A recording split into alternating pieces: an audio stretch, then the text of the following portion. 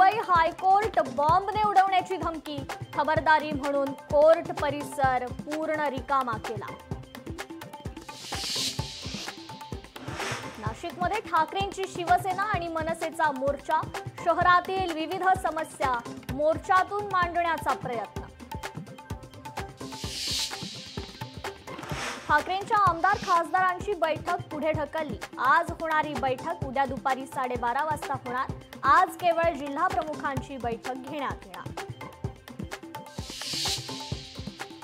दोन्ही शिवसेनेचे कार्यकर्ते एकमेकांना भिडले, प्रभादेवी सर्कलच्या सुशोभीकरणावरून वाद, दोन्ही पक्षांच्या कार्यकर्त्यांचा वर्क ऑर्डर असल्याचा दावा। माधुरी हत्तीणीची घर वापसी लांबणीवर, पेटाकडून हत्तीणीला वनतारातून हलवण्यास विरोध, तर हत्तीणीची तब्येत खराब असल्याची कोर्टाची टिप्पणी।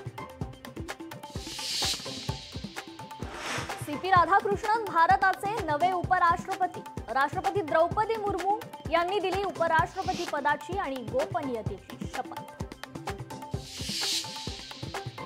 बीडमध्ये आज ओबीसींचा महामेळावा, ओबीसी नेते लक्ष्मण हाके, नवनाथ वाघमारेंसह अनेक ओबीसी नेते राहणार उपस्थित। एल्फिन्स्टन पूल आजपासून पूर्णपणे बंद, वाहन चालकांसाठी पर्यायी मार्ग लागू। लालबागच्या राजाचरणी अर्पण वस्तूंचा लिलाव, एकूण 108 वस्तूंचा लिलाव, लिलावातून 1,65,71,000 रुपये जमा।